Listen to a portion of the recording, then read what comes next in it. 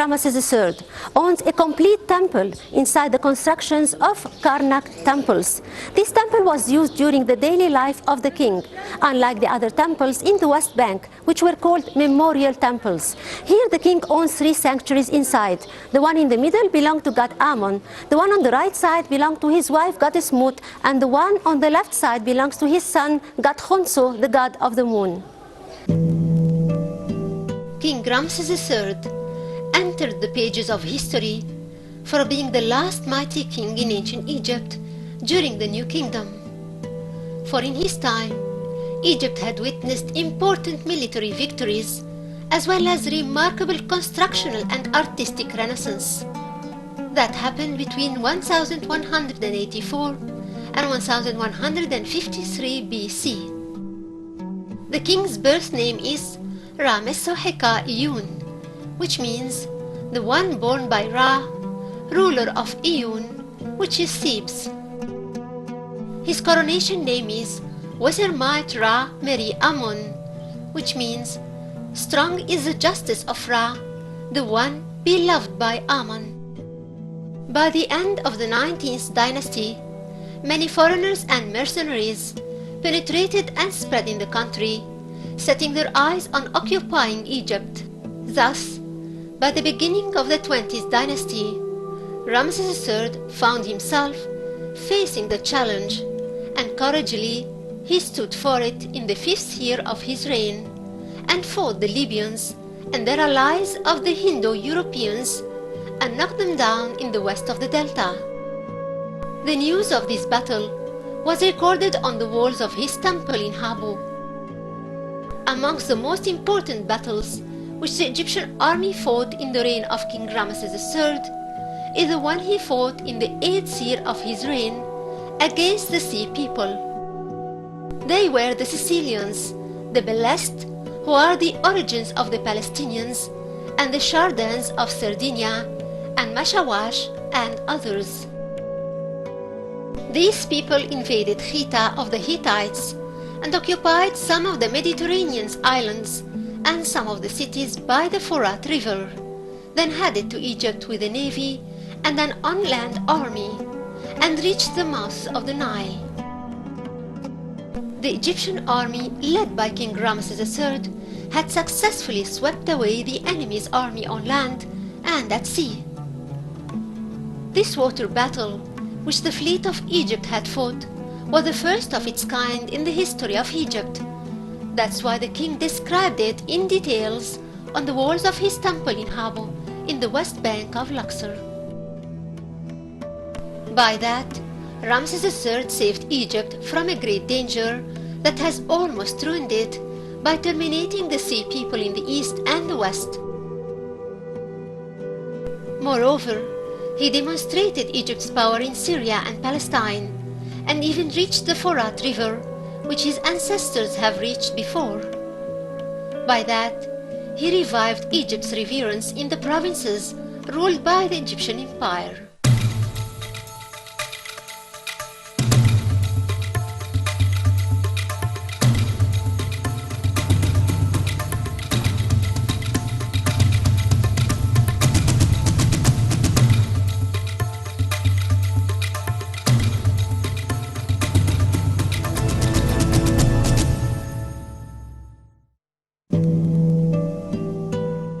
Thebes was the capital of Egypt during the New Kingdom.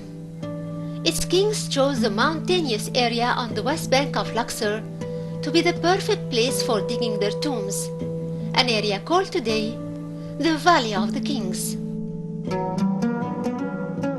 After trying tombs in the shape of pyramids, then rock-cut tombs in the previous eras, it became obvious that these methods haven't prevented the thieves from robbing the pharaoh's tombs. So the kings of the 18th dynasty and their successors turned to cut their tombs in the mountain's rocks in secrecy, in a place where no man goes and no plant grows. Being robbed as well, the pharaohs of the 20th dynasty didn't conceal the entrances of their tombs. To the contrary, they took care of them and had them relieved and colored, but conducted a good security system by assigning guards and a chief responsible for the safety of the West Bank and its precious contents.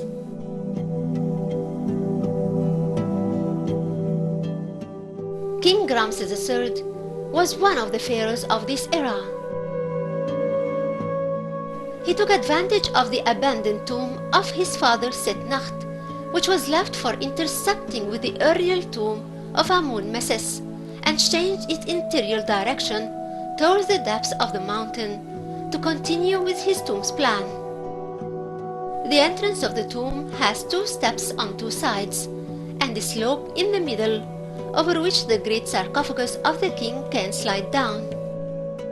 On both sides of the entrance is a traditional scene of the king revering god Ra-Hur-Akhti, while goddess Maat spreads her wings, assuring justice to be done in the netherworld. The tri-symbols of the sun are there. The scarab or kheper is the sun in the early hours of the morning. The circle is the sun at noon in its prime period, and in the end of the day, god Atum represents it. On both sides open 10 small chambers that used to contain the funerary objects. The scenes inside each room tells about its contents, like the jars filled with wine and oils and seeds, and the rugs and even the funerary boats, spreading their sails and folding them.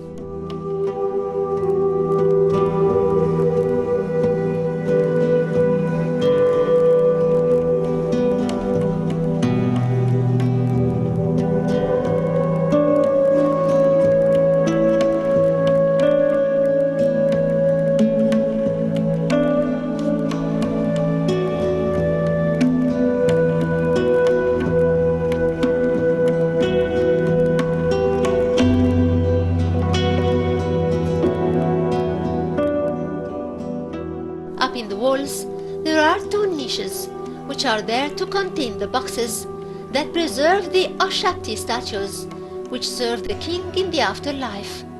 Their number was over 365. The corridor ends with the tomb of Amun-Meses, the cause of which Setnacht abandoned the tomb. The corridor ends with the tomb of Amun-Meses, the cause of which Setnacht abandoned the tomb. But Ramses III found an interesting solution, which is deviating from the main axis and turning right in a right angle to the tomb's axis, then returning to it by going left, adding by that a new aisle, and allowing the work to continue parallel to his original plan. In the pre-chamber, the scenes represent Isis and Anubis, then Nephthys and Anubis, then the king stands in front of Atum and Ptah, then presents offerings to Ptah Soker Osiris, who is protected by Isis' wings.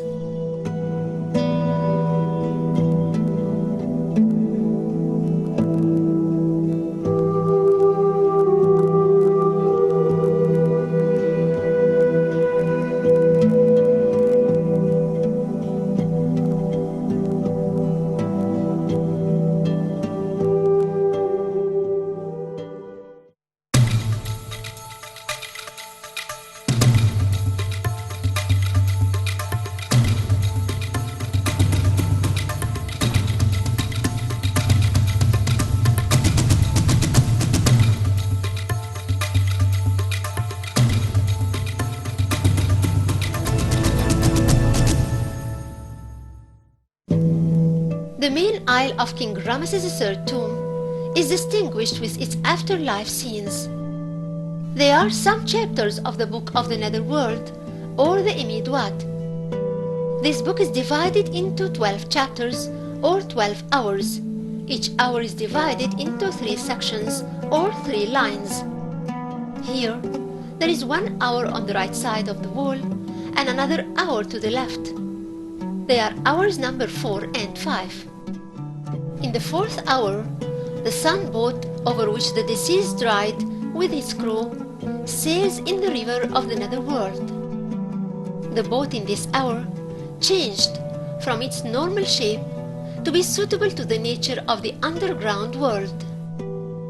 Here, it sails over Godsucker's sand, so it has changed into a snake so that it can glide easily.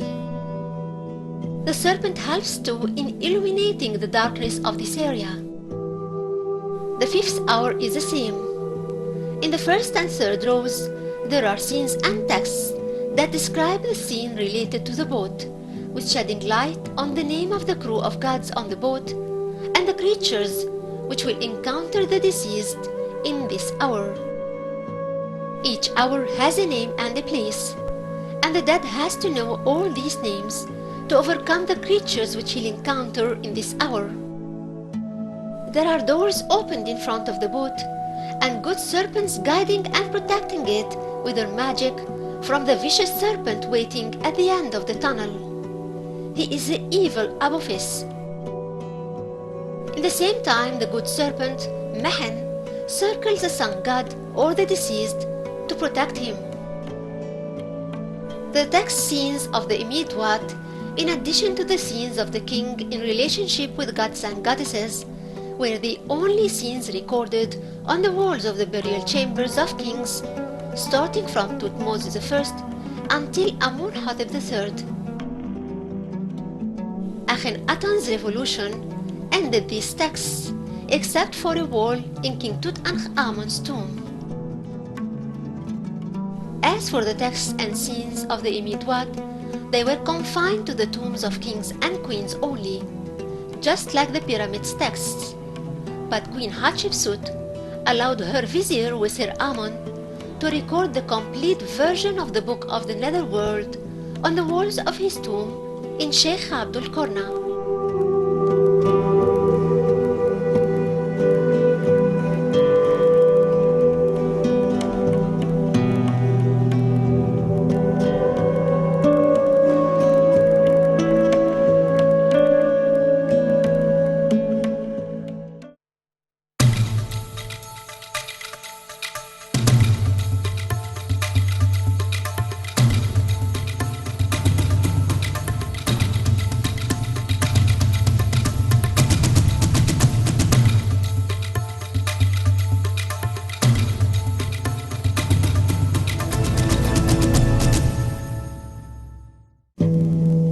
Behind the main aisle there is a shaft, then a large room with 4 pillars, in the middle of which is a slope going down to the rest of the tomb. On the left side of the room are scenes from the Book of the Gates. This book is composed of a description of the sun's journey during the 12 night hours through 12 gates. Each of them is protected by a huge evil snake. The deceased had to know the name of the hour and the name of the gate in order to pass through it and continue his journey. The scenes of that book are almost similar to the ones of the Book of the Netherworld, but the thing that distinguishes it is the scene of Osiris' Hall and the final scene of that book, which represents God Nun lifting up high the sun boat out of the eternal water. The other thing is that the number of gods escorting the sun on its boat became 2 instead of 9, and the names became less and thus easier for the beholder to memorize.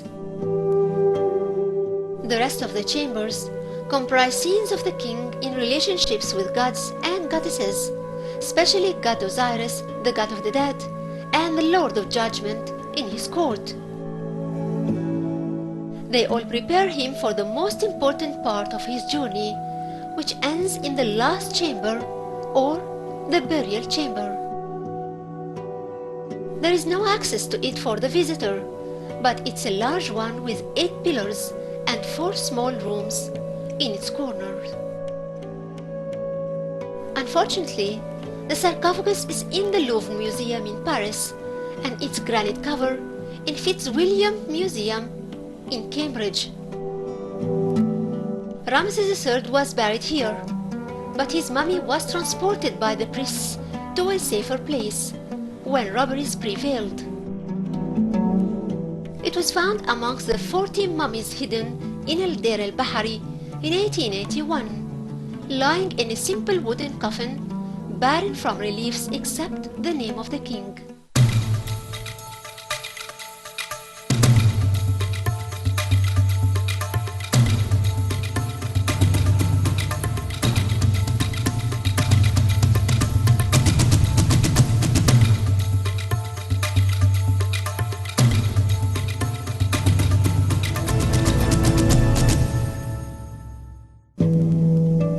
The children of King Ramses III are buried in the Valley of the Queens, most probably to be close to their mothers. There are two tombs. One belongs to Prince Amun Horheb Shah F and the other belonging to Prince Kha Emwas. It appears that they both died too young, and they still have the side hairlock, and their tombs are brightened up with vivid colors. They had the traditional titles of princes, the most important of which is the bearer of the fan beside the king. The princes carry long ostrich reeds, and it's noticed that it's their father who presents them to gods and goddesses, and that he himself performs all the rituals instead of them, because of their young age. Ramses III had constructed the biggest memorial temple in the New Kingdom. It's Habo Temple, that's considered Karnak of the West compared to Karnak Temple of the East. Besides its being an example of the fine Egyptian architect and art, it's a live record of the historical events that happened during the reign of this man and the history of Egypt during his time. The temple still keeps the ruins of a palace adjacent to it, built for the rest of the king when he comes to visit the temple. In spite of the fact that, during his final years, foreigners sneaked into his palace and conspired against him, and there was interior turbulence in the country's affairs, yet Ramses III was one of Egypt's best warriors and greatest builders, and the last pharaoh who kept Egypt's reverence all around the empire, and thus deserved his mighty position amongst the pharaohs of Egypt.